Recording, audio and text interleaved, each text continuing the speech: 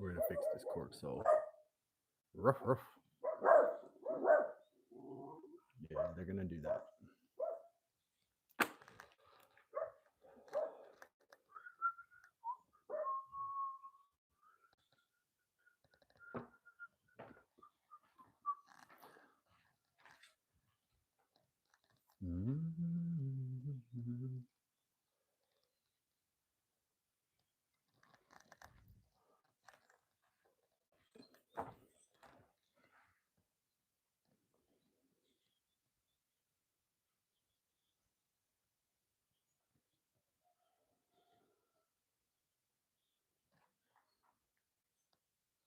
A little glitchy, a little glitchy.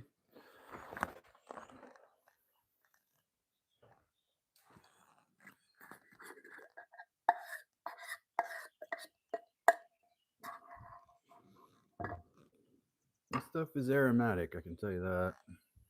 It's gonna look like this. Well, it's gonna look better. I don't know if y'all can see. I'm really proud of the top stitch hem that I did on this.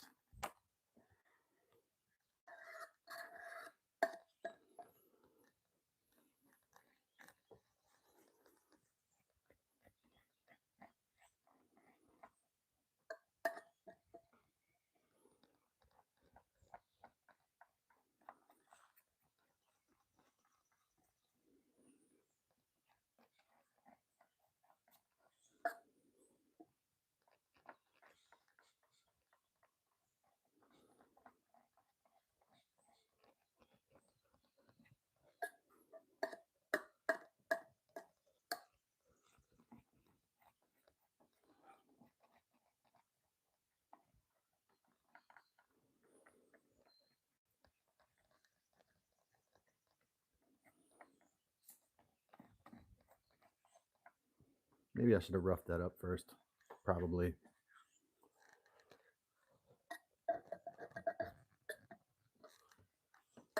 I'll do the cork. Needs to be on that side.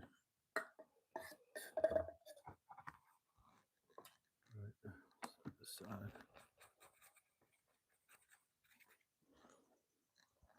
I have had a tendency to be, whoops, that's the wrong side. I don't want that to glue. I've been a little sloppy with the stuff. I don't know how to use it. I have never, well, I guess I used rubber cement. I guess this is just fancy rubber cement, right? The lid gets stuck so tight every time. It's incredibly hard to get the lid off every time. Guess it's a good test of grip strength.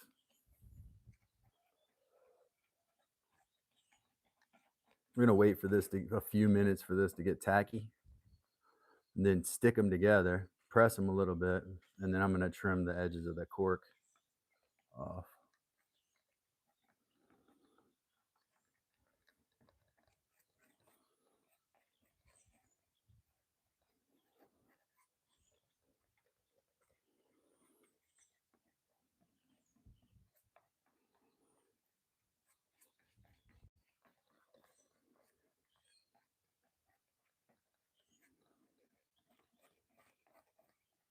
Welcome to Dad's Workshop. My name's Calvin, and right now we're cobbling. We're cobbling, y'all. So this is a leather slide that I made. You can see I did a hem around it, so the hem's on the bottom side. I made this leather myself. I tanned this leather myself. Welcome to Dad's Workshop, where we do everything from scratch. And this was a deer leather here with the grain on, and this is buckskin from a deer. So they're both, and both were ethically harvested. We'll say that. So welcome. Glad to see folks in here. Mike, Mims, welcome, welcome, welcome. Yeah, it was wild in your live stream last night, man. I kind of crazy. Glad you got the lathe out though, man. That's good news. Let me shut this. Let me wipe this rubber cement down a little bit here, because I don't really like that. Perhaps that will help with the jargoning. What you call it? Glued shut, or perhaps not. You tell me if you're experienced with large cement. Strong aromatically, very strong smelling substance.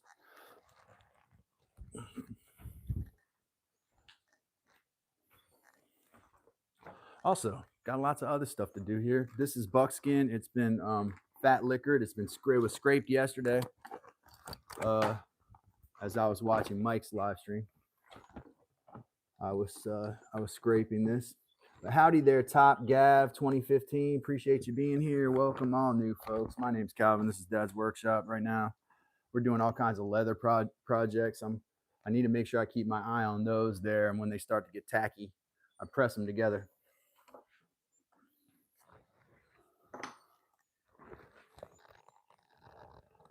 Yeah, no, I mean, it's okay. What was I just thinking? Like embracing the process of learning, you know, not being good at stuff is okay, or just learning things is okay.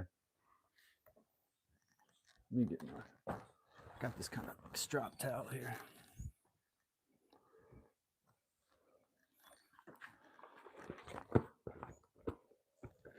I have so little experience with this rubber cement that I don't know exactly how I'm supposed to test the tackiness. I guess I kind of press them together or something. Test them like that. I think this buckskin is going to be done today after I scrape it. I fat liquored it yesterday. Felt like it was almost supple. It was almost drapey enough, and also to the edges as far as I think I can really get the useful leather. I always work it as far as I can. But I'm glad you had fun with the lathe. Chemistry this morning. Something is wrong. I followed a recipe, spraying oil-based poly with my HVLP, and it's not working. I think climate might be a factor here. Oil-based poly. Did you make sure that your environment was 100% clean? And when you sprayed it, that the surface that it was going onto was porous and completely clean? Because oil-based anything, if there's anything under there, schmutz of any kind, you know,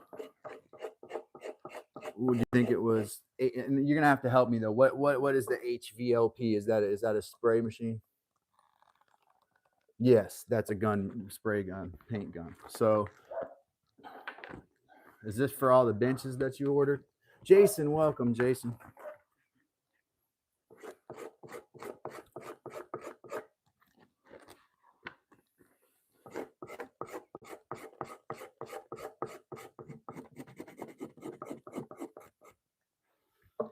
How's the tanning going, Jason? Yeah, so the viscosity is probably too thick there for that sprayer. And if it's really thick oil base, you need to thin it more. Let's say, do you think this is tacky here?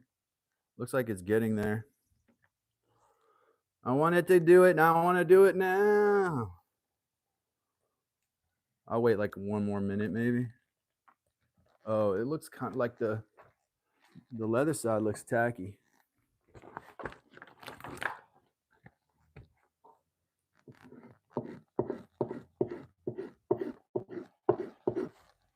Welcome everybody. Last night working on my long form video too. Making leather and furs, soft furs from roadkill.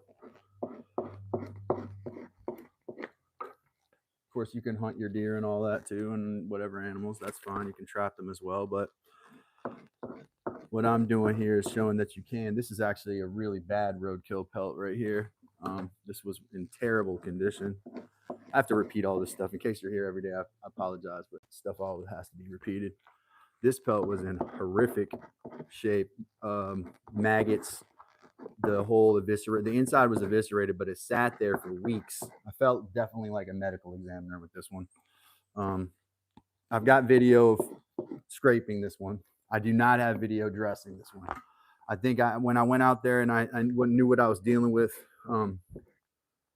and I went out there with like sleeve gloves on. I just finished the beaver hides yesterday. Got 3 pieces of leather. Did you eat your beavers? You kept your beavers, right? Those are delicious. Made a nice scabbard and a small hat for my bearded dragon. I like that. Keep that beaver meat, man. You eat that, right?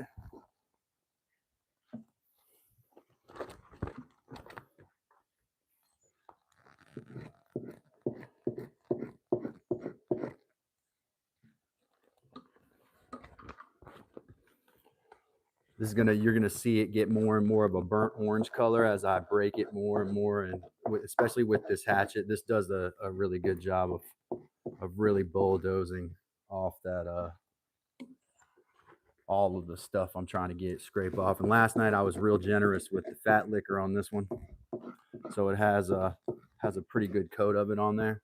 It was completely dry, so it had to be rehydrated and all that. Oh yeah, man, those bad boys are really good meat. Those if they were rotted, when you trap them, and you skin them and you gut them, that meat is probably still good if there's no evisceration on the inside, man. Like if there's no gut spilled or you didn't make a mistake when you clean them, that beaver meat is supposedly very mild, very mild. I have never had it myself, but the same people who told me that squirrel was good said that beaver is like even better. So I believe it. But maybe next time, the beavers are great. Did you keep the hair too? Because that hair make felt. Oh, you made the hat for the dragon. Okay, you made the hat for the bearded dragon, probably out of beaver felt, right? Mike Osborne, welcome. Mike Osborne. Speaking of bearded dragons.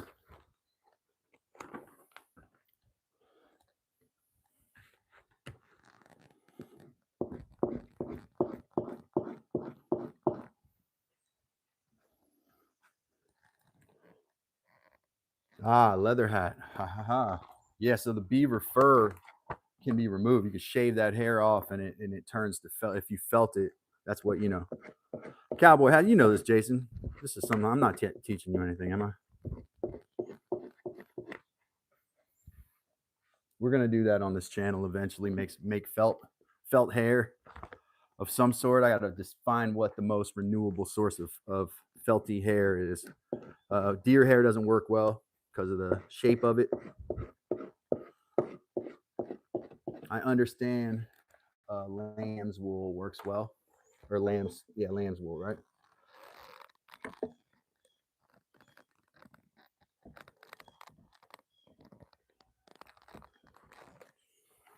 Oh wow, did we wait too long? Nah, I think it's just tacky enough, y'all. All right, so rubber cement here. Ooh, this one feels almost dried.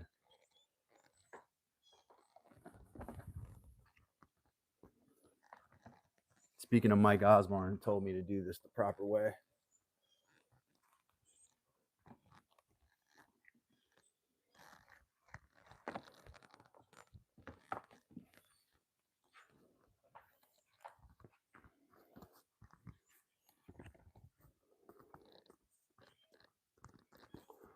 That the fur of the beaver was what was the prized item back in the day during the trapping era in America. So the legendary trappers were trapping beavers not for their skin, not for their meat, but for the hair. The hair fueled the felt market. Felt was made out of beaver fur, and it was the finest felt in the world. So, yeah, it was weird to me because I don't know how you take separated hair, and turn it into a product, but it's just by tangling it, basically knotting it together with needles, or having a machine do it somehow. I think they have machines that do it, obviously. The Nazis did it en masse with Jewish people's hair, and when the Allies discovered the concentration camps, they found huge bales of felt made out of human hair, ready for shipment, already dressed, already completely processed.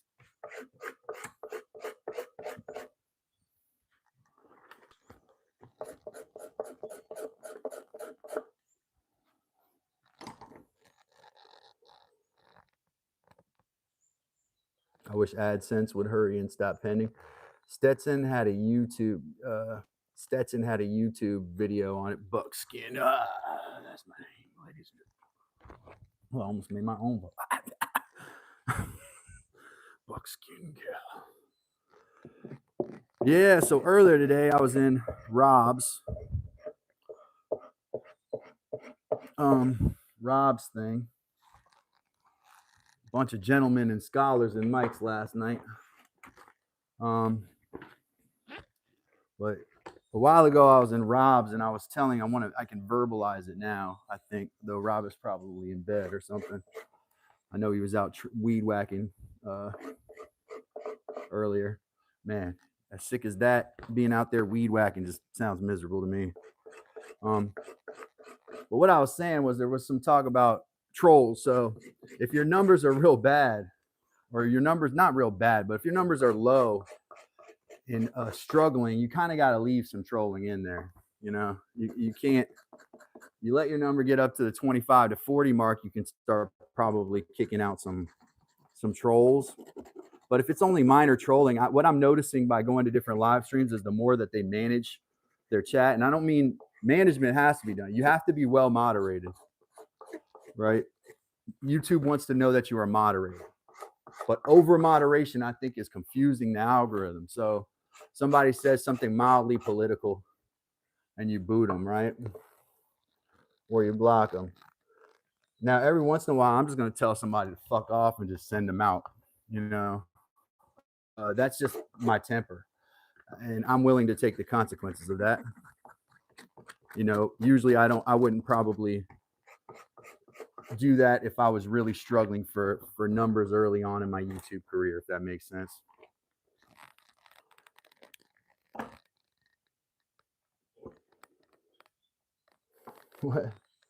What did Miguel de Rojas say?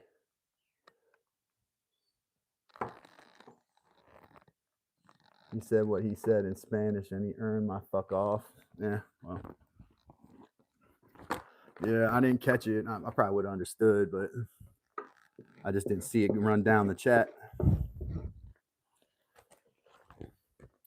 Man, there's that. You gotta have. See, I know I've done something today. If I got somebody hating on me,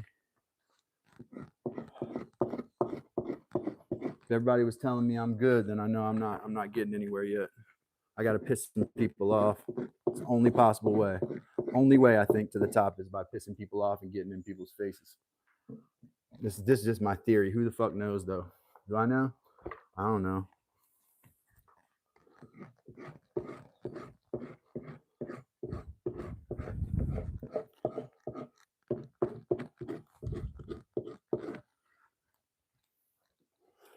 I tell you, when I was a teacher, it took me a couple of years, and then I started like realizing all the bullshit they were putting people through and all the stuff people were putting up with, you know. And after that, I remember one of the administrators before I left was like, "Wow, I was getting drilled in this meeting. They were mad because I told everybody I was leaving. You know, I wasn't like I'm leaving, but I was like, yeah, I'm out of here.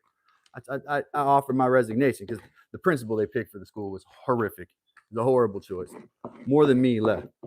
We weren't going to tolerate that, but submitted my resignation and I told people about it and they wanted to hush me up, which I don't think you're really allowed to do. I think this is the United States. But they called me to a meeting and they were like, we'd really appreciate it if you wouldn't, you know, talk about the fact that you're leaving. And I was like, oh, okay, well, I guess I can do y'all that favor, you know. First, I told them I wanted my union rep there, you know, because I just like to shake them up. And then I made them wait like a half an hour in the room for me as a group because they like to gang up on you, right? And they all have busy schedules. They're super busy at their Starbucks in front of them. So the best thing you could do to them was waste their time. Like that's the most harsh thing you can do to them. And they waste all kinds of time with teachers. So over the years, I was like, man, I just want, what can I do? So when they're at their worst, I would record them and things like that.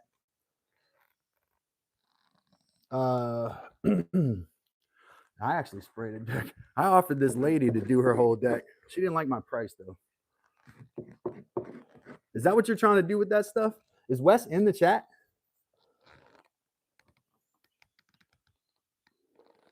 Oh, there he is. Okay. I see him there. All right. Welcome, Wes. Good afternoon. Sorry I missed you in there. I need to put my reading glasses on, dude. It's warm. feeling like 80 out there and in the shop right now. This thing right up on me.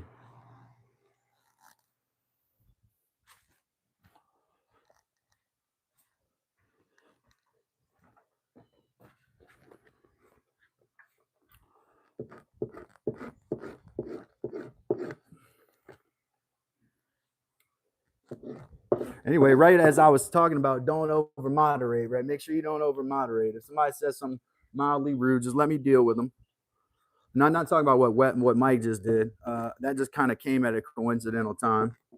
But that's what I was talking about on Rob's earlier today, because I just think that there's some times where, unfortunately, we have to tolerate, some. Not, I'm not saying and I've made this clear. I was like, I'm not saying like tolerate racism, sexism, hate speech, bullying, any of that kind of stuff. All I'm saying is, just if someone's saying something mildly ignorant, you could either challenge them and run the chat rate up, right? Or you could just ignore them. They'll probably be out of that room in a second anyways. Notice that when you respond many times, they're not there anymore. They just come in to like fart in the room and run out, That's like the way they are. They're like, hey, and then they run.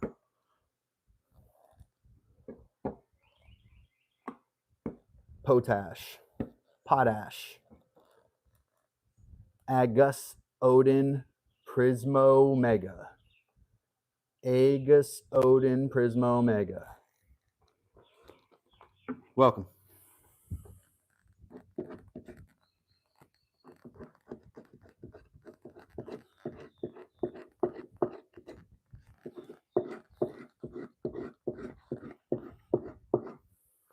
Ooh, that's starting to look good right there.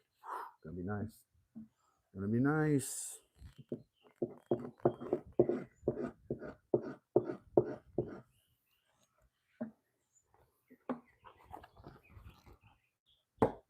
Look up.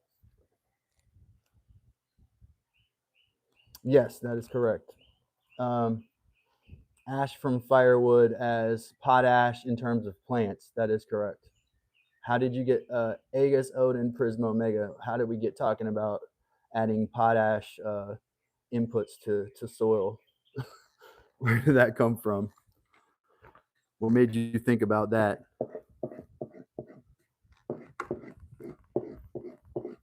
And those, the only problem, if I'm talking about plants there, and I do know a bit about those, Agus, Odin, Prisma, Omega, if I'm adding potash to my soil, it's going to alkalize my soil. So I have to be careful that I don't end up with a soil that's too high of a pH, right? And potash has a very high pH by nature. Though I have used it in pretty large amounts in organic soil mixes and had pretty good results. For example, when you use biochar, it's essentially the same action, which is it alkalizes the soil a bit. Also takes some of the nitrogen out too, if that makes sense. Tanning the hide, that would be the second step. If you're talking about wood ash as far as using the lye to lime it, yes, I did that on a couple hides. It's highly inconvenient. It's not super consistent because you don't know the strength of your sodium hydroxide that you're creating with your yeah. So that's fine, Agus. I got you. So you don't know the strength of it. So I know a lot of folks that like, yeah, it's good to try, especially if you're trying to do everything from scratch, right? You're tanning a hide completely from scratch and you want to do everything at home. I think that in that situation, wood ash is okay. The better thing to do if you're doing it naturally is to go collect oyster shells, go to someone's oyster bake or whatever. At the dump here in North Carolina, they actually collect people's shellfish shells. They're in a big pile.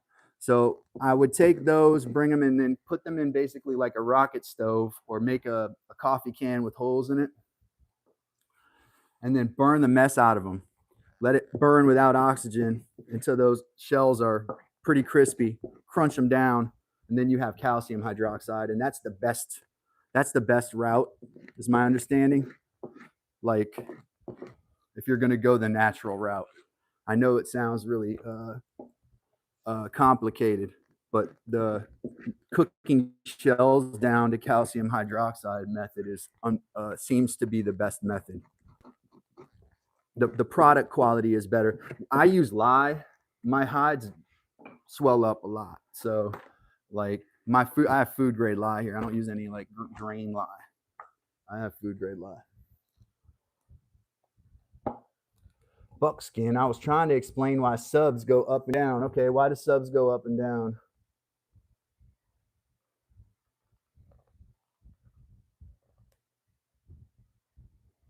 Oh yeah, you're hitting the benches with it. I'm going back in the chat, just reading what I missed.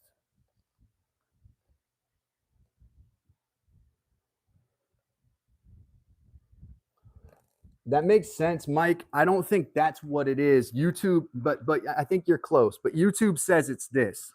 YouTube says they only remove subscribers that are spam accounts. So people create like what do you call them? Burner accounts, and YouTube knows by the way the activity is on them that they're not a real account. They're like a secondary account that somebody uses to troll or whatever, or somebody uses one to try to scam people or whatever. Those accounts that subscribe to people while they're in live streams, and especially if you're a new live stream, you see a lot of these people subscribing to you where you're like they message you with stuff. You have no idea what they want from you. Probably money, but there we go. Soldier Farms. Welcome, man. Haven't seen you. I was just thinking about you this morning, man. Hope you're doing well. I know you're building a ukulele. I have been keeping up with that. But I don't know, what were we talking about? I forgot. All these years got my brain foggy. Why did somebody call Rob dad in his chat today, though? I defended it, kind of. I was like, yeah, maybe he just... Hi, Dad. Remember we were talking about how some of these weird salutations you get from random people? Weird-ass salutations. And you want to think it's not sexual, you know? You want to think it's not sexual, but you just don't know. Is it sexual? Is it financial? I don't know. I'm just kidding, y'all. When they call you darling and dear and stuff, you do sometimes start to think a little bit it might be sexual.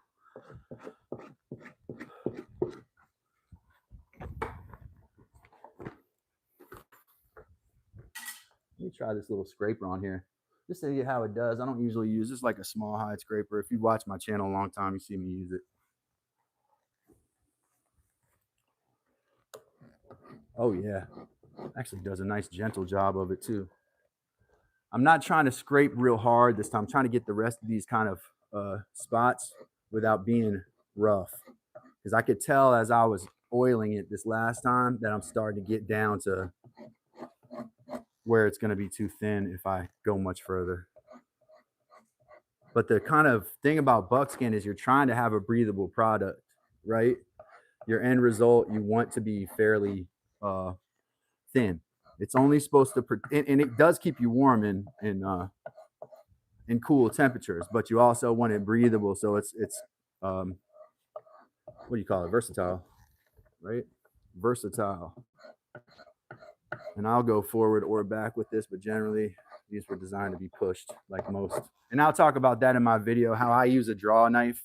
And actually one of the other guys one of the biggest taxidermy folks on YouTube, and not taxidermy, but the guy who does a lot of like home tanning stuff. And it's not Skill Cult, but this other guy, I can't remember his name right now. The hell was I talking about, man? I completely forgot what I was talking about.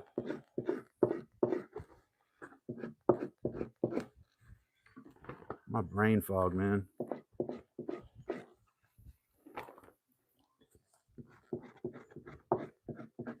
Completely lost my train of thought, y'all. Hate that. Mike Osborne, 4 away from 100 subs. Do you live stream, Mike? Let's get Mike to 100 subs, y'all. 4 people subscribe to Mike. 100 people subscribe to Mike. Oh, let me set a subscriber goal too today while we're at that.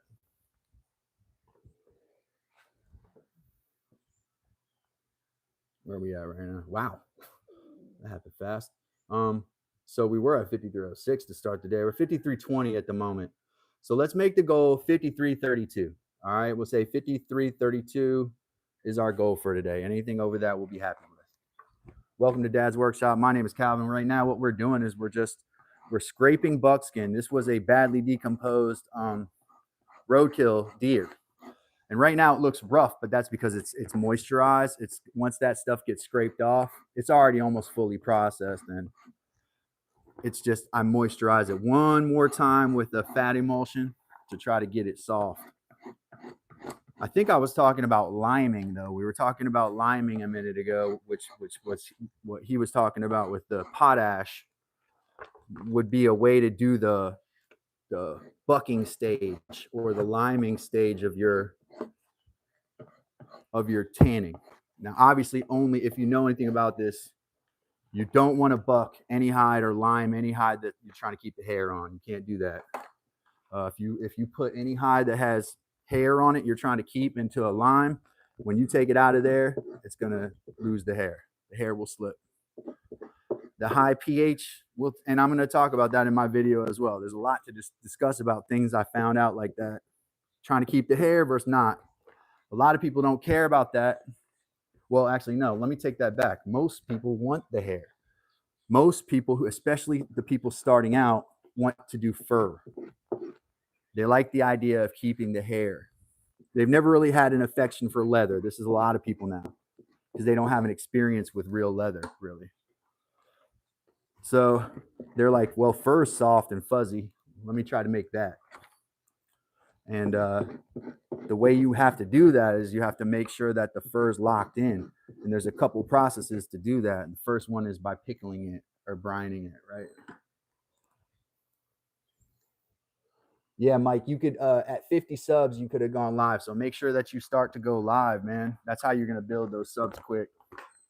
You got to go live to build them subs these days, unless you got some fly videos, you know,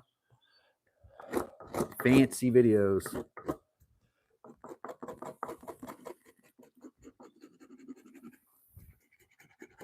Who's with me? Everybody agrees? Yep, they do. My name's Calvin. This is Dad's Workshop.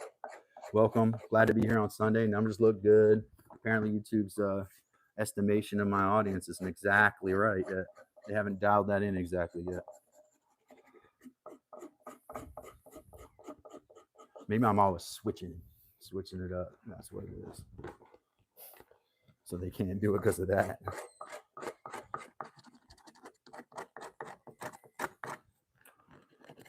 Getting to these edges, y'all. Trying to get to the edge.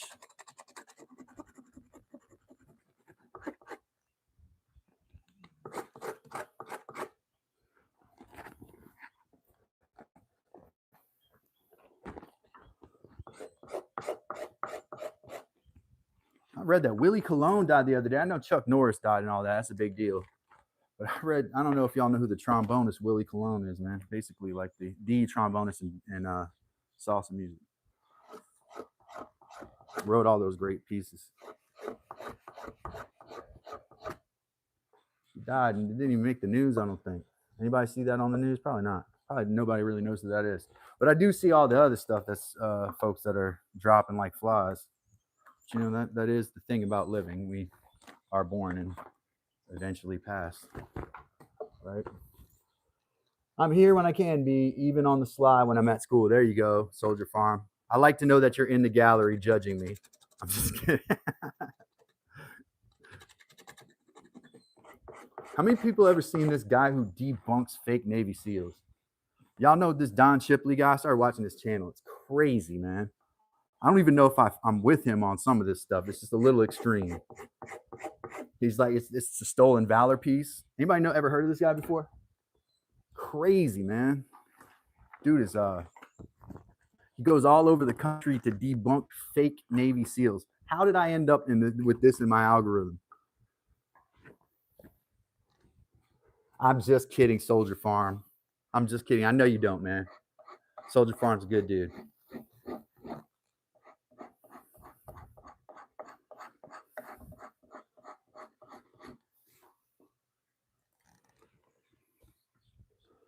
Charles Bronson is dead, but if he was alive, he would have turned 105. Love Bronson, man. Though it was this, every single movie was exactly the same. But I don't know. Like, I like to watch a Bronson movie. They're so bad. Like, the stuff that happened to him in those movies was always bad. Always so bad, man. Really pushy for the time period too. Sir, this is buckskin, so a type of leather, yes. Yeah, but it's like this. Let me show you some so you can see what it looks like when it's finished.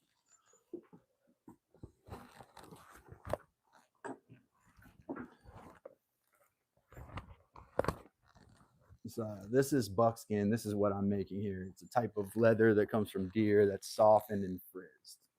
That's what we're working on right now. See, welcome.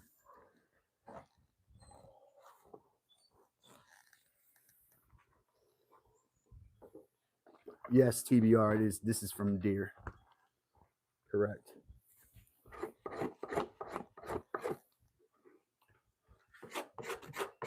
I have not made buckskin from other animals, but you can. The principle is the same. You just remove the. In this case, this is different. This buckskin I make is different than other people's because it's combination tan. So I actually veg tan my buckskin. Most of the time, buckskin is just brain tanned and smoked. So the skin is taken off. It's the fat is scraped off. It's salted. They add a brain emulsion that has eggs and oil in it. They put that on the skin, both sides, and then they smoke it, and it turns like a light yellow color. But if you can combination tan it, you can end up with a little bit more rigid, durable product because the bark tannins are very preservative. So you'll end up with, in my opinion, a suede-ish soft product that can last longer. Because when you introduce those bark tannins, you add a whole nother level of preservation. Like, think of the shoes at the bottom of the ocean, right? There's shoes that are at the bottom of the ocean from the Titanic. There's nothing else down there. Well, there's other things, but there's no other organic materials that are visible down there besides these shoes, right? Why is that? That's because the shoes have have those tannins. They were tanned back in the day, the old way. And the organisms down there cannot get through those tannins to digest the collagen. The collagen's cross-linked with the tannic acid. We were talking about that the other day. TBR SB9 says, I hunt deer in the Western PA region. Well, we're pretty far out of deer season right now. Are you on some special? Are you on hiatus wondering what you're going to hunt next? Squirrel season is pretty much over in most states too, unless you have a squirrel problem like my dad does. So it's open all year because they're problems. So small game season just ended for most people in February.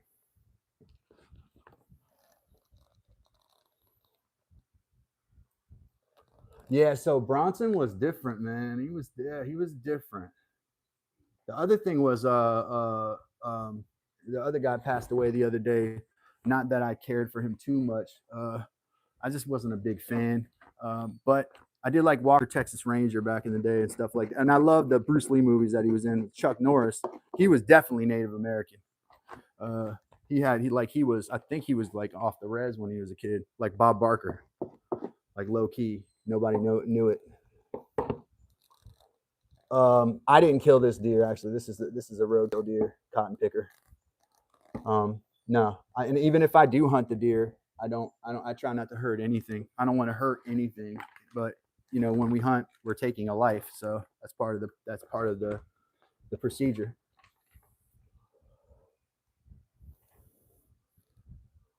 Don't worry about these people. Cotton picker, leave these folks in. We can talk about it, man. I'm not worried about it.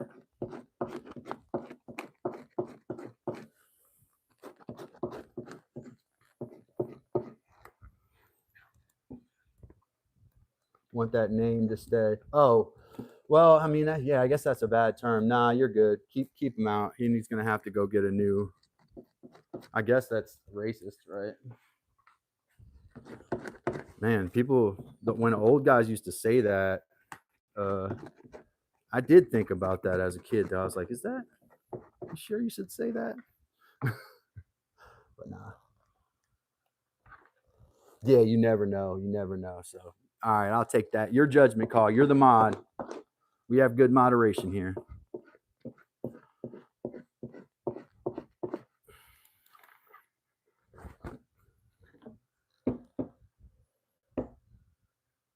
Yeah, comment didn't bother me. I didn't even think about the username.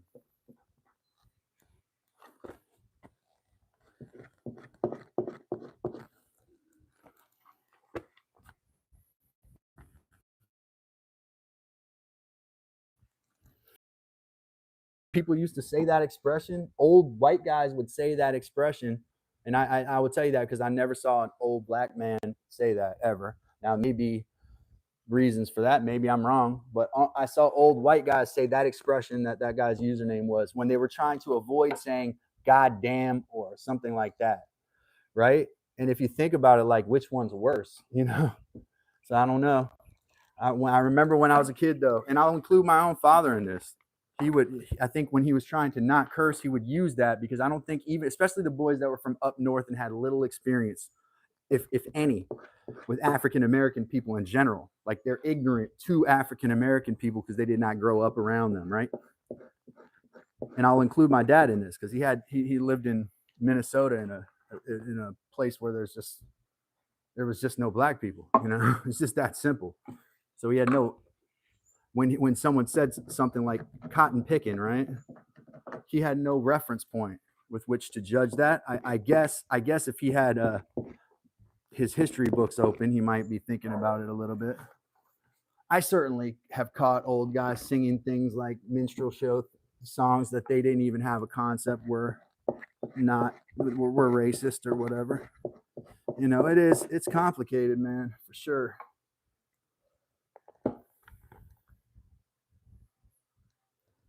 Oh yeah, nah, all the time, Heather. The old boomer guys will say it almost mindlessly as a way to not curse, right? It's like a spare curse word. Yeah, for sure. Anybody else who knows in the chat, tell me. And we won't say the word again because I don't even want to touch on that. But Mike, somebody else who's heard someone say that, particularly like an old white guy, say that when he was like stubbed his toe. That blanky sled or whatever they kicked, right?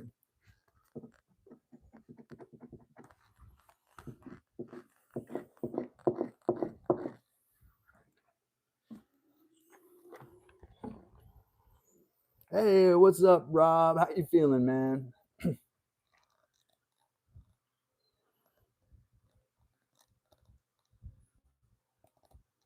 Where's a boomer, Rob?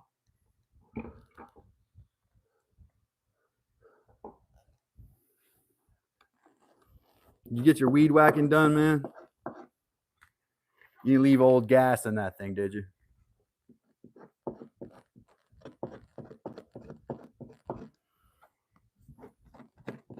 Old petrol trimmer. What do they call weed whackers in England?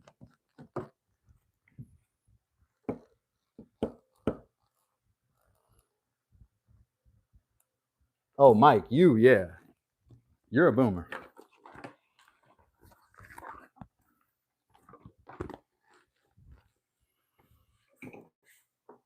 Yeah, I think that's 63. Heather's mom's like 63.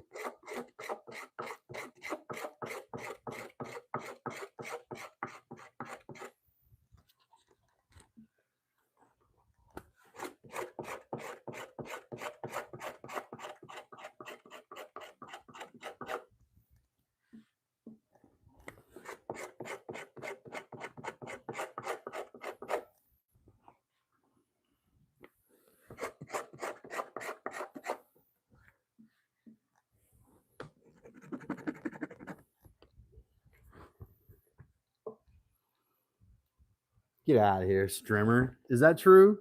He said in England they call it a strimmer. Is that true? String trimmer.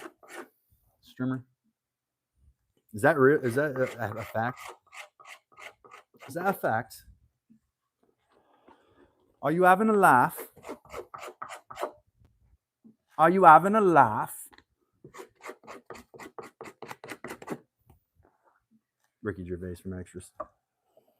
And they South call it, they call it weed whacking. Yeah. Though when I lived in one town in the South, and I won't say the name of it, apparently instead of weed whacking, they just spray Roundup on everything. I don't need to weed whack, man. I spray Roundup on everything.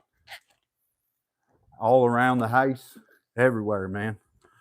I spray Roundup out there, man. Y'all like that Virginia accent? All over the house. Inside, outside.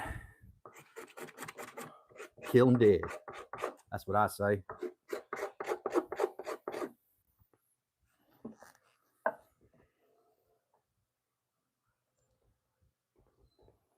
Up north, we called it a trimmer. That's what my dad always called it, a trimmer.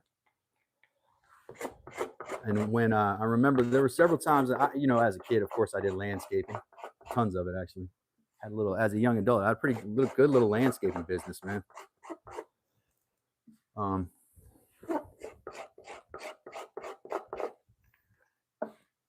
And I would use that term trim because that's the way it was taught to me. And they would say, but you also weed whack? They would say edge. So then I would get my edging machine out, which is, as you know, has a vertical blade, an edger, an actual edger, that cuts the edge off, right? That's an edger.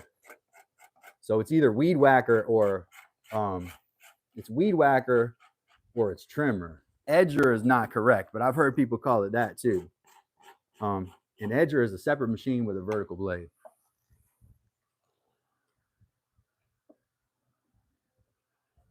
Bush trimmer or tree trimmer.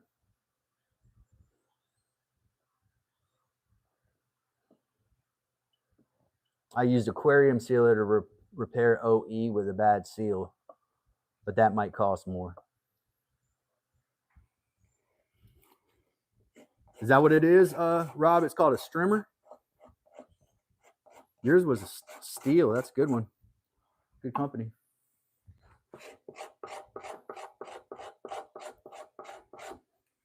Still. Frisking, buckskin, frisking, buckskin. Did I say frisking? Frizzing. I'm not the NTSB. I'm not the, what do you call it? I haven't been on a plane in so long now.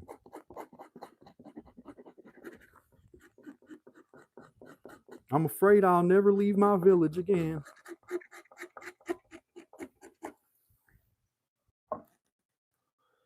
Hey, true fact, England, Rob, in England, fact. True fact. Rob, in England, in the 16th century, the average man could be born 20 miles away from the ocean. Right. And if you were born near the skinniest part of England where the Hadrian's Wall was, I think it's about 50 miles from coast to coast, 50 or 60 miles from coast to coast. If you are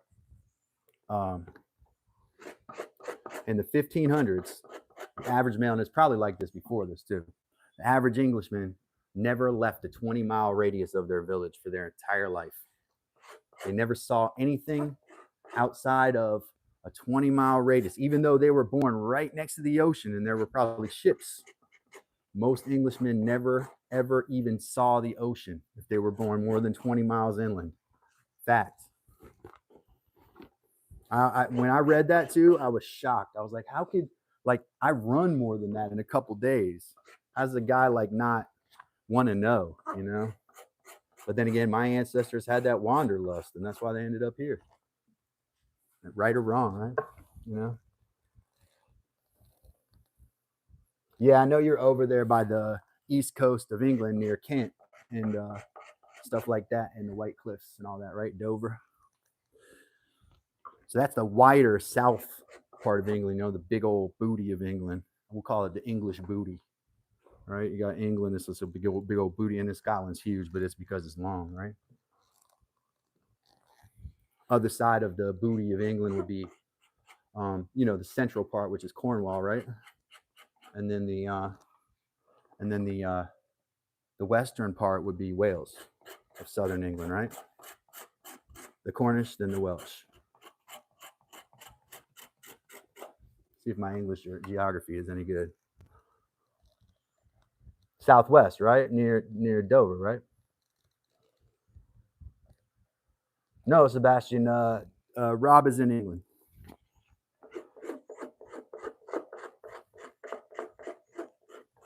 I saw a guy on a YouTube video earlier today actually slicking straight oil onto his, it was like an elk hide he was doing. He just took a slicker and just slicked oil straight onto it. No fat liquor, no emulsion, just straight, it looked like straight olive oil.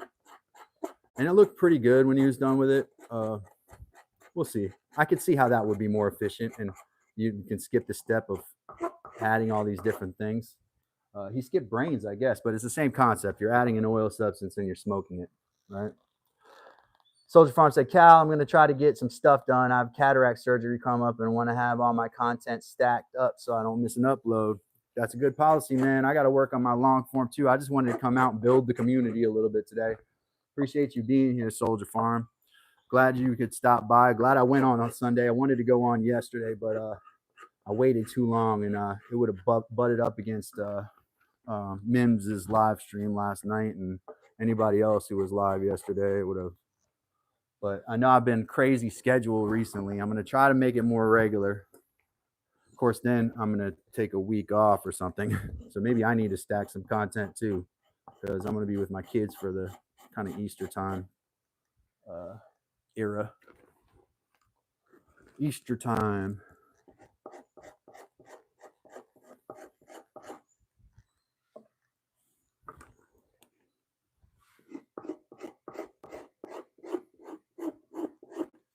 The last of the grain is coming off now.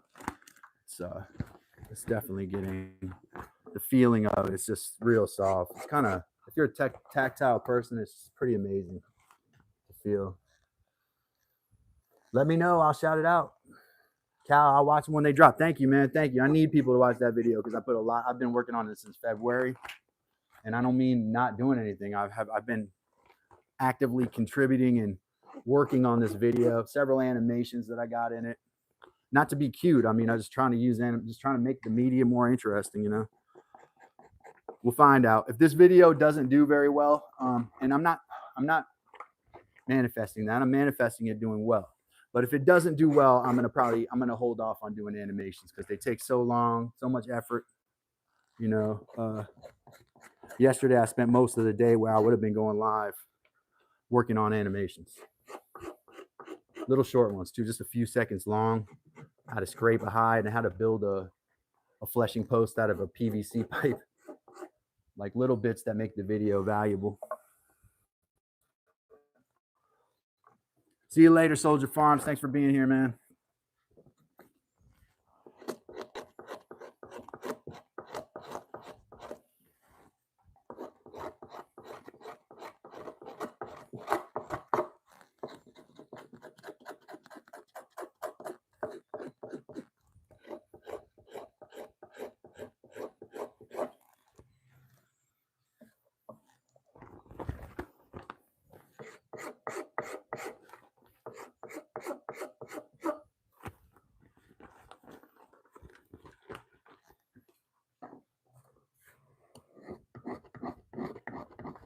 A bit of grain right here still, somehow.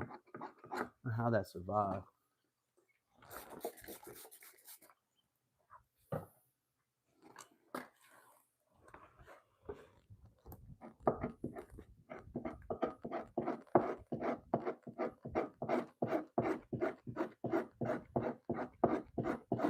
That'll make sure it goes away.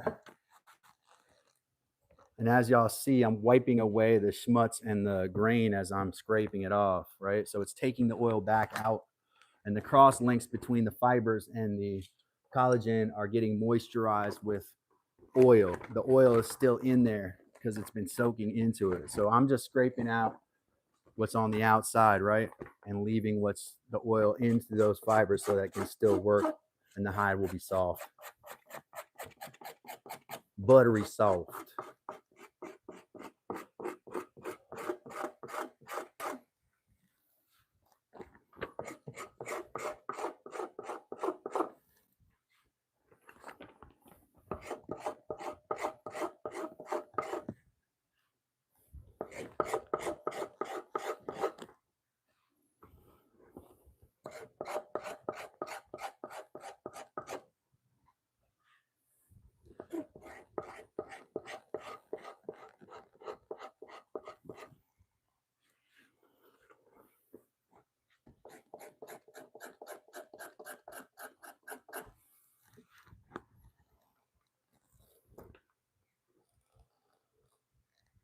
I'm psyched, man. I mean, it's getting nice outside. I got to get a few more hides because I got to have more material. As I'm working on these flip-flops, I'm realizing how much material those, those shoes take. It's going to take that entire hide plus some of my scrap leather probably. So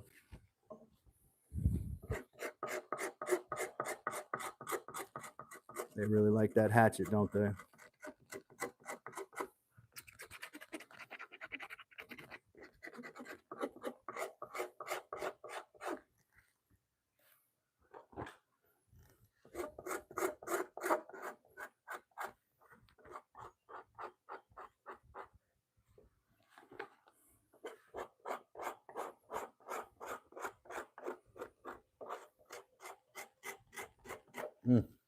It is satisfying, y'all.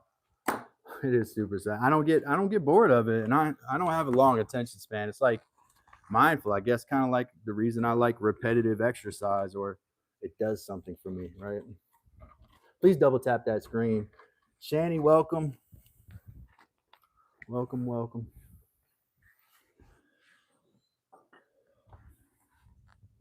Also subscribe. Our goal today was 5,332. I'll take a check. I'll take a look and see if we've gotten there yet. 5,332 subscribers was the daily goal today. Let's check it out. See what I'm at.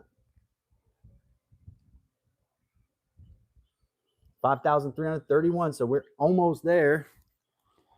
I just need one more of you to make that commitment of no money at all, but just being annoyed by me and my leather stuff. You don't want to learn how to make leather. So you don't have to subscribe, but the next guy does. Jim over there wants to know how to do leather stuff. So Jim should subscribe, right? We all make our own individual choice. You make your choice. You subscribe to the channel. The next person makes their choice. They subscribe to the channel and give me a $5,000 super chat.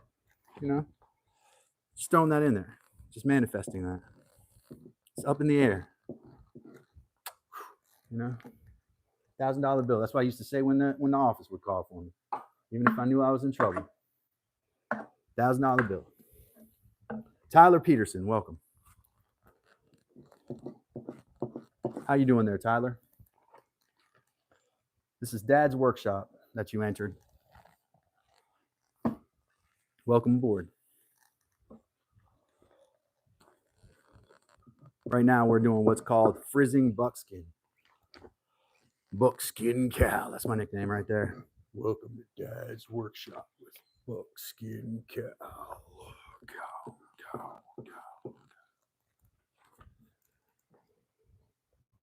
Good. Glad you're doing well, Tyler. Glad to hear it. Welcome to Dad's workshop with Buckskin Cal.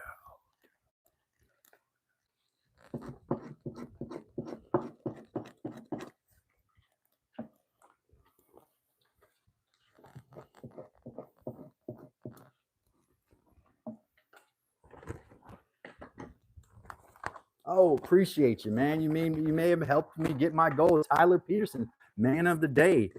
If I could tell a little pew pew pew pew pew pew pew fake soundboard over here. Pew, pew, pew, pew. I reached my subscriber goal. Thank you, Tyler. Sorry, I just pushed 30 people away, but sometimes I got to be myself. Actually, all the time. Unabashedly, I got to be myself.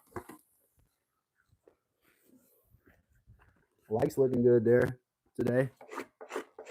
Tell me we're on the upturn. Last month was not great. Last 28 days been tough for Dad's workshop, man. I mean, it's okay. It's not the worst, but it was below average. Y'all know what I mean? Like just not meeting my bar. You guys know. You see me like sulk a little bit about it. Sulking, crying, complaining, telling people I want to quit. I'm done. I'm just kidding. I didn't do that. I have never made any wallets, man. But my sheath for this is like a little mini wallet. I think I can make a wallet pretty easily. And I would like to make a wet form one, so it has a nice compartment for my cards in it. I have definitely thought of that recently. Fortunately, my wallet is fine, and I don't want to use any leather for a project that I like, because I make all my own leather. I don't buy it from anyone, so the labor of making the leather is it prohibits me from doing things with it that I'm not absolutely sure that I want, right?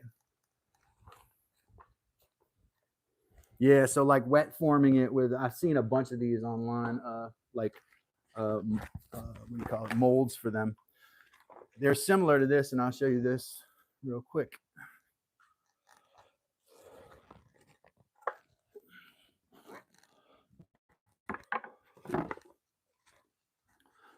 This is my flip-flop wet form right here, right? So you put your leather in there and you moisten it, and you clamp this down on top of it, right?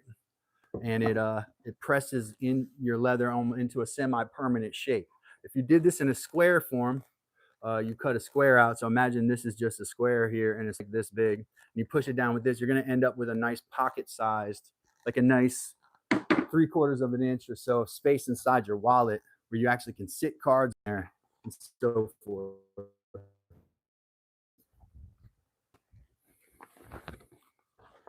Here at Dad's Workshop, we're all about doing things from scratch. So I'm taking raw materials, and what I did was actually go from animal to actual product. Like this apron that I'm wearing, this was made from a deer and a raccoon, 2 deer and a raccoon actually.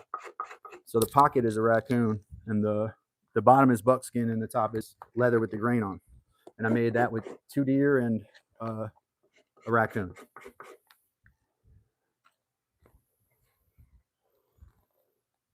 I have not, but I am from Tyler Peterson. I am originally from Minnesota. Where's St. Charles in relation in geography to that state? I would have to ask my dad. My dad is. Here's what I say about my dad. He's a Minnesota man. 1 degree of separation between my dad and everybody in that state. That's what I used to always say. He used to be the commissioner of agriculture over there. Oh, okay. Yeah, nah, I know where Rochester is, where the Mayo Clinic is. That's southern Minnesota. That's where I lived when I was little. I never heard of them. Mike, this leather was made close to there. This was made by my cousin. He made this. This is like brain tan buckskin, but it's like 25 years old. My cousin lived there in over in Winnebago. He made that. So not far from there. Yeah. So that, I know it looks bad, but it's what holds my phone up every day. It used to be an entire deer hide. And that was made over there in yeah, small world, isn't it? Yeah, that was made over there in Winnebago. You know, Huntley, trying to think of the towns on the way there. Mapleton, like when you're coming from that area. Rochester's west of there.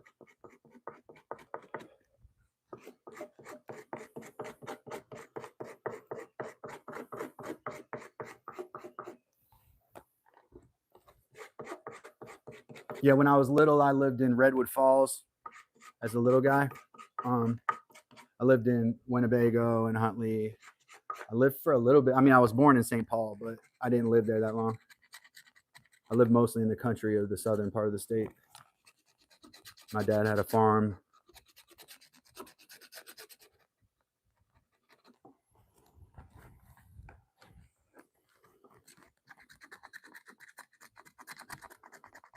A lot of good craftspeople in Minnesota, man. Up there near the up there on Superior, north of like Duluth, I think. On the, what is that town called? Man, I should know the name of this town. My aunt and uncle went to a timber framing workshop up there. Just a lot of really dedicated craftspeople in Minnesota. People really love their bushcraft and their traditional craftsmanship up there. They really appreciate it.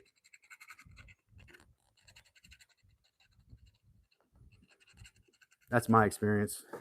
When I was little, we would always all my aunts and uncles that in Minnesota, we would go to all the antique stores. You know, that's how I started getting into collecting antique pieces and things like that.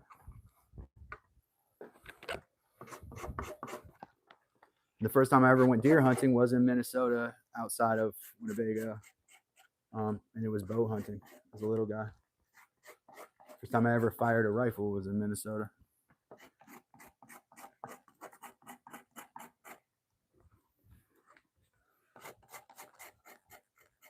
Yeah, a lot of memories. Little.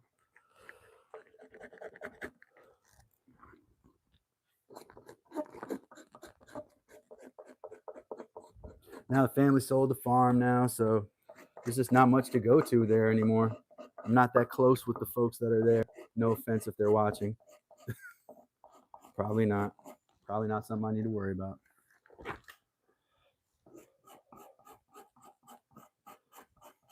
Yeah, man, you know, just don't, all of the degrees, all the connections that used to hold me there, that I could go there anytime I wanted, have somewhere to stay. I guess I could too now if I was really desperate, but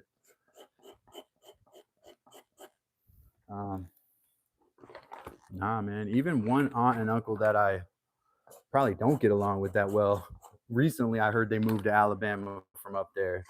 They had moved to North Dakota, and then they moved to Alabama, which I was like, man, I don't know what is wrong with these folks, why they would make that move.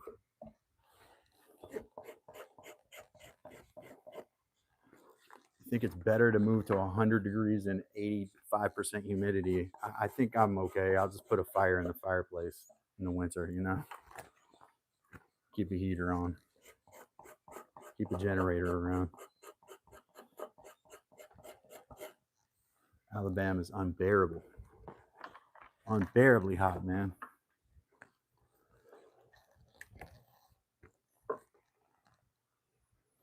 Let that coat cure, Mike.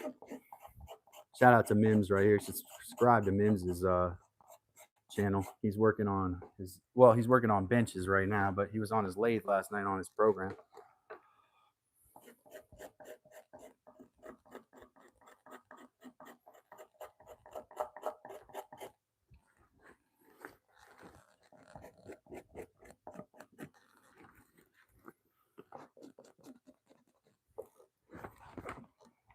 Mike's got mad benches.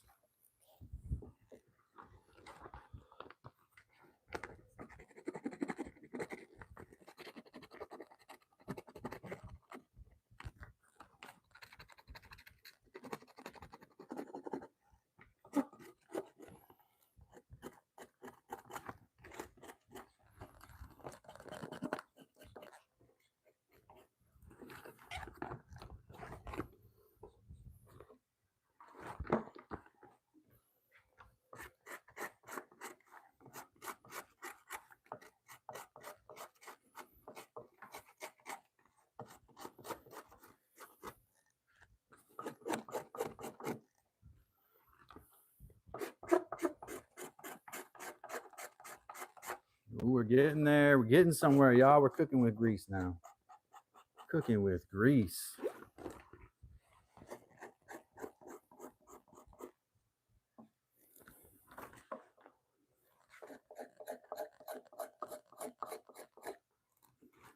This has to be done a couple times. You don't ever get it all off in one go.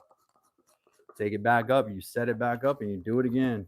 And then with these tough areas like this, you want to break these over a post multiple times, do it over and over again in both directions, re-moisturize them, rehydrate it too so that the moisture will sink in, and do it again and keep trying. If you break it, you break it, but you have to try to, I mean, if you rip through it, you rip through it.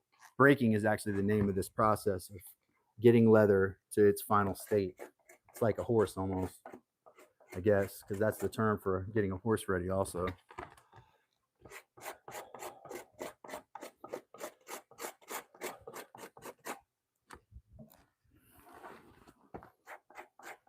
Now, they would have done this traditionally, what I'm doing right now, this type of frizzing, and I've kind of gotten good at it. I make it look pretty easy, but it's hard to get it without ripping the hide at this angle. But this would have been done with a currier's knife traditionally. It's like a curve-shaped knife, similar to kind of the Alaskan knife that you see the women in Alaska using to butcher their meat. seal meat, whale blubber, whatever they're using. But I think it has the curve on the inside. It's a little bit like a wood carving tool.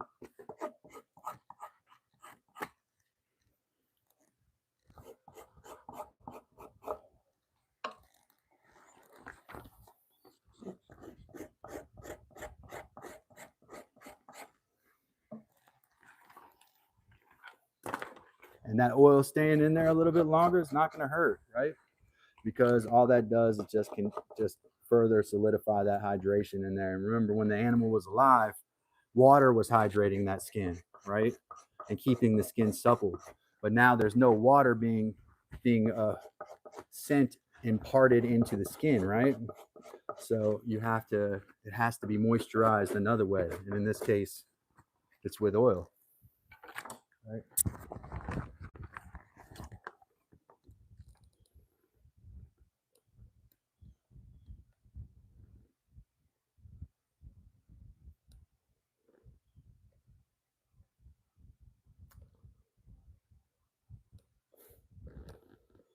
Oh, you should have left that dude in here. I wonder why he criticized people for their gayness. It must be something he's got going on personally.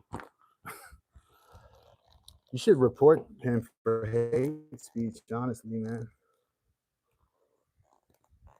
If I was, I wouldn't be ashamed of it. I can tell you that right now, because I'm who I am.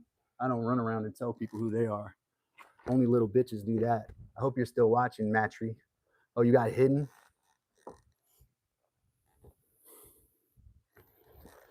Sit behind your little keyboard and type. You can type whatever you want. You must feel real threatened by me too.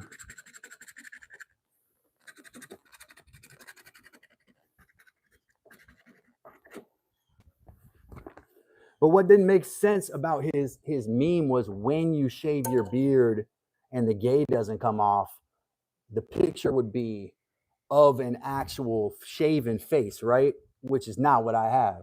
I have hair on my face. Doesn't that make sense? It's like if his snide comment is that he's saying when you shave your face and the gay doesn't come off, he's saying that's what I am. But the fact is that I haven't shaved my face. So is he talking about himself? Because I don't have a shaven face. So where's the meme image that he's referring to? Doesn't make sense, right? What he's saying is he's 5 years old. Now he's got to make another 5-year-old burner account.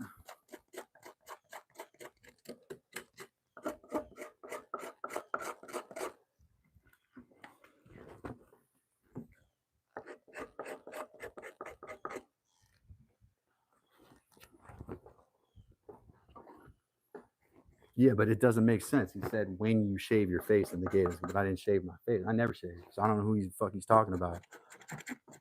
Come back and say some more funny shit, man.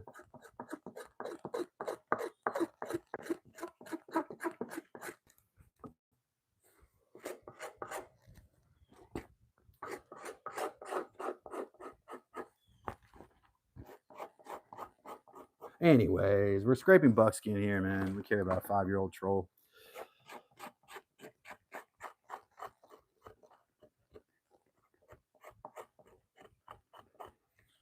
Ooh, that's a really, really important spot there.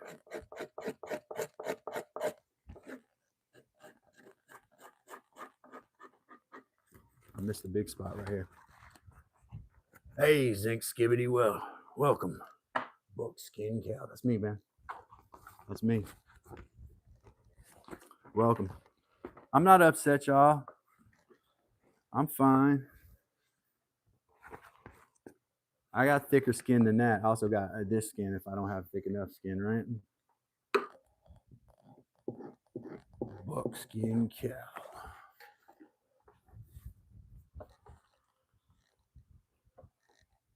Yeah, man. Thank you, Zinc Skibbity. Appreciate you.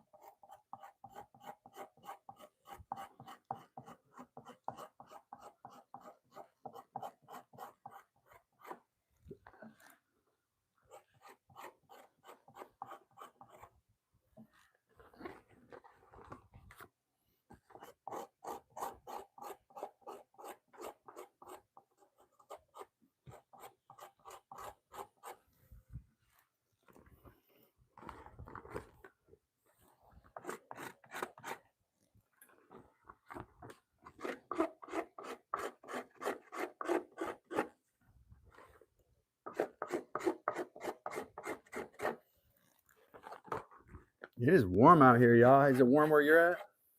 How you doing? My name's Calvin. This is Dad's Workshop.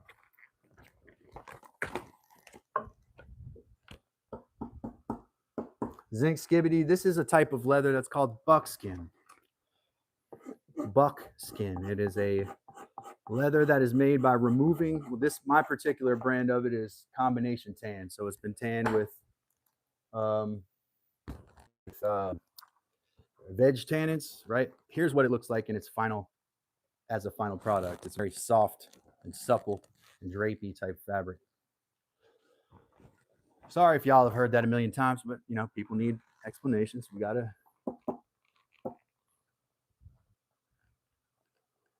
That help? Thanks. Yeah. Let's keep scraping for a minute though. Let me get my hatchet back here. So yeah, this is called buckskin, and right now what I'm doing is scraping. I've already scraped the grain off. That's this membrane that's on under the hair, and that opens up the pores of the fabric and makes it basically an open grain like suede or soft, dryish, right?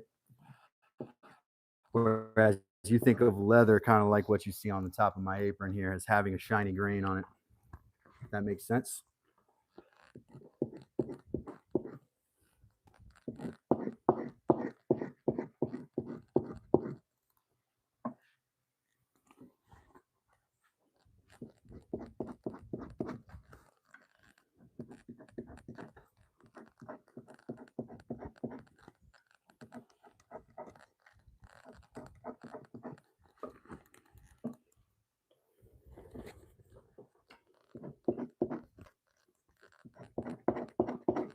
Stream didn't do bad for a Sunday, y'all. I mean, they said I got no hot times on Sunday. This is better than a lot of my streams this week, so I don't know what their stats are talking about. But if you are here, introduce yourself. My name is Calvin. This is Dad's Workshop. Welcome to Zinc Skibbity. I've seen him before, and I know you've been around.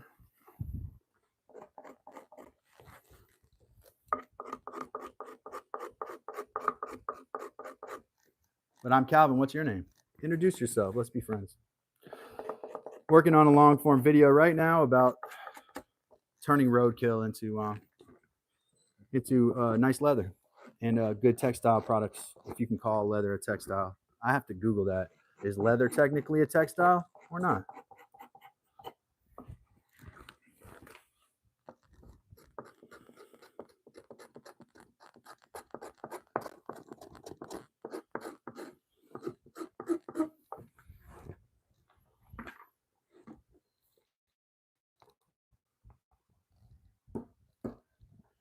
Well, they know because the audience, they're looking at the audience that they think is my audience, right? Based on their data, they're saying those people aren't active on Sunday, right? But my regular audience is only less than 20% of my gallery at any given time. The majority, something like 80% of it, is actually new people who are passing through. So welcome, new people who are passing through. Thank you for being here.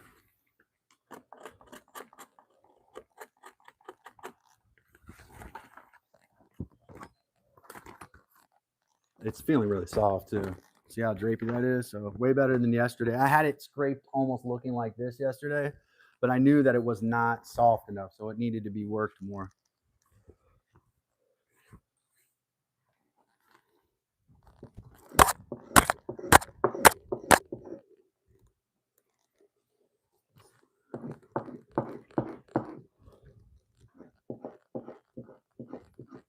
If I can't get the grain off with the other stuff, this will take it off.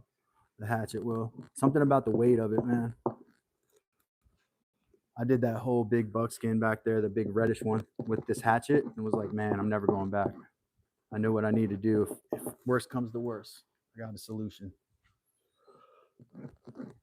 Check this out, y'all. So happy to have had you here on Sunday. I wish everybody the absolute best.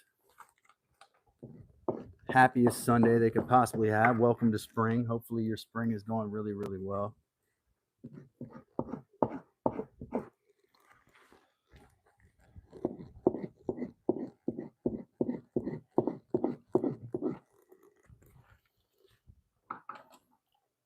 Ooh, it feels so soft. You can't see it.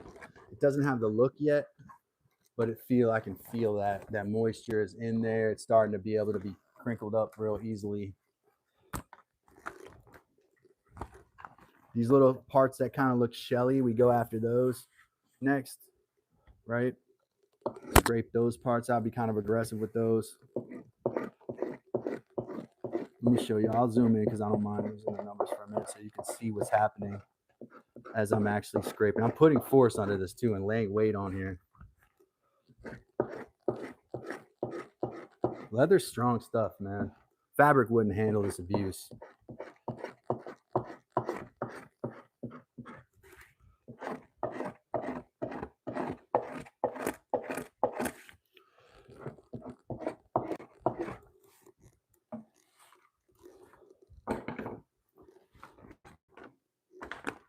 Here's my this was a big buckskin I did a few months ago, a couple of months ago, I should say.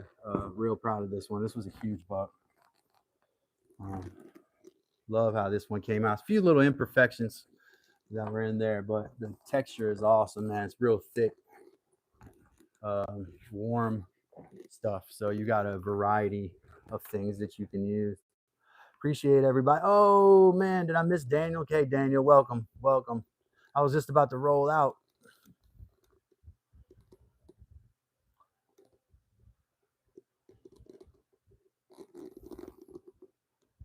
Dang, Daniel. Yeah, I gotta roll. I gotta get going. I've been on a little bit, but welcome, Daniel from Israel, friend of the program.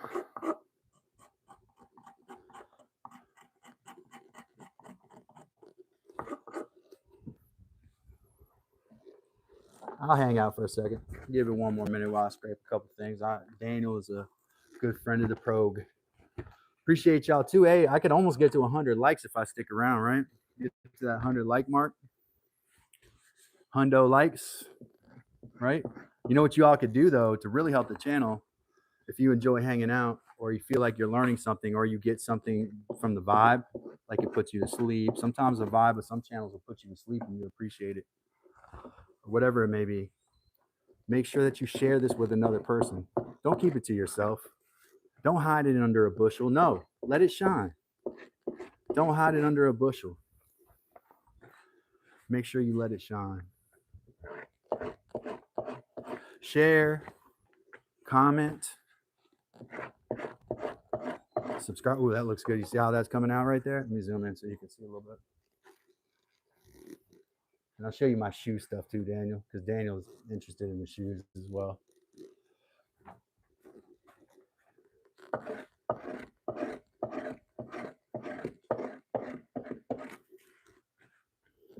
Y'all ever feel like trolls are people you know being evil?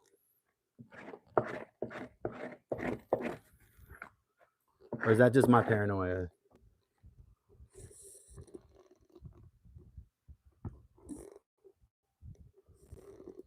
Oh, he's at a military base. He's in a war right now, Shanny. Yeah.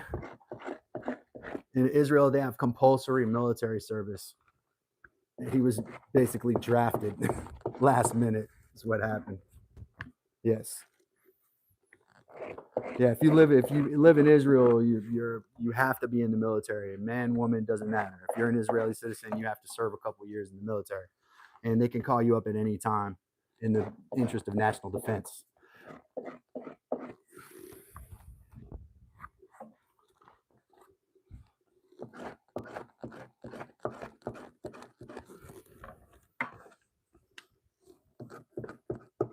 Still a little bit of grain here somehow escaped me. I don't know how.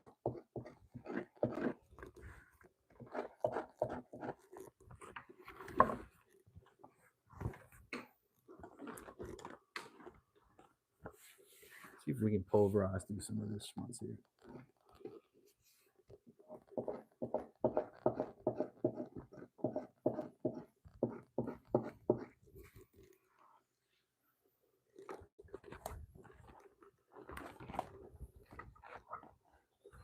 Hey, Roy, welcome.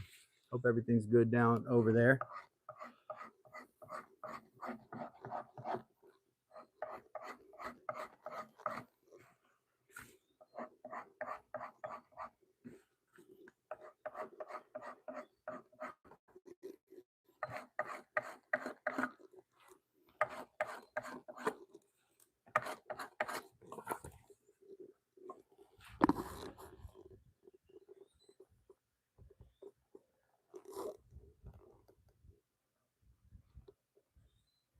Bad Daddy, on occasion, this was not a hunted animal though. I do have a hunting license, but the majority of my animals don't come from that. Nah, like I think 2 of my 6 squirrels came from hunting, right? The majority of my animals come from roadkill. But yes,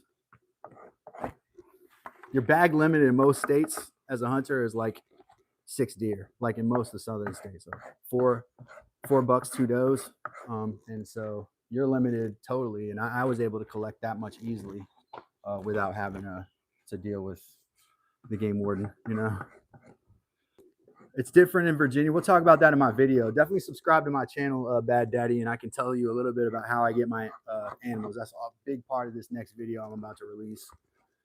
It's going to be talking about how I get these animals, and what I do with them, how I treat them. You know.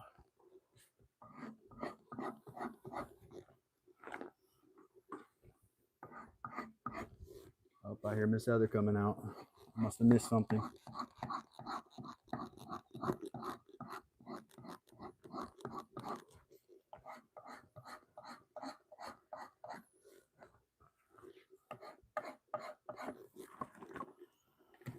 Right here, we got a little natty spot. Oh, 97 likes. Let's get that up to 100 likes, y'all. Let's get to 100 likes.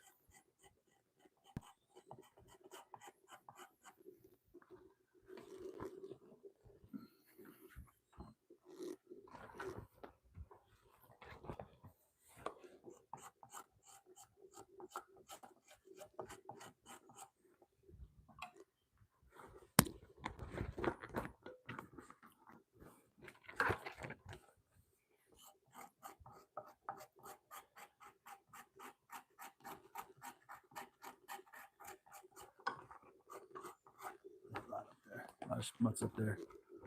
Lots of schmutz up there. There too. Once the knife gets the schmutz on it, you got to get it off the knife because it sticks to the hide again. You got to scrape it again.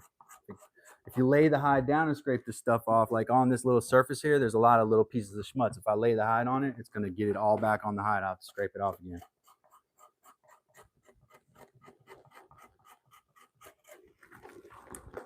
Right? So don't want to do that. So I'm wiping my knife off here every couple of seconds.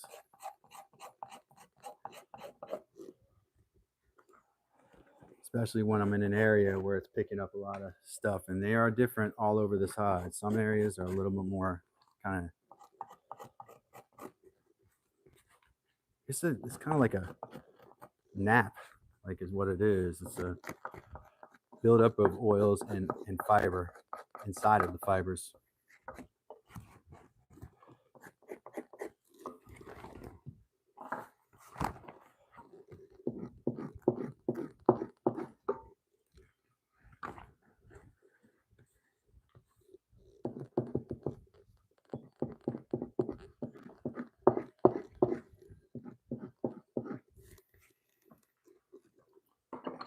Ladies and gentlemen, gentlemen.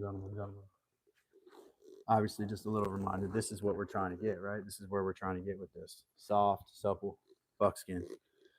My name is Buckskin Cal. You're in Dad's Workshop. Thank you so much for being here today. Shout out Daniel over in Israel. Bless you. We hope you are safe and stay safe. Pilato, thanks for popping in. Mike, Wes, all these other folks that popped in today.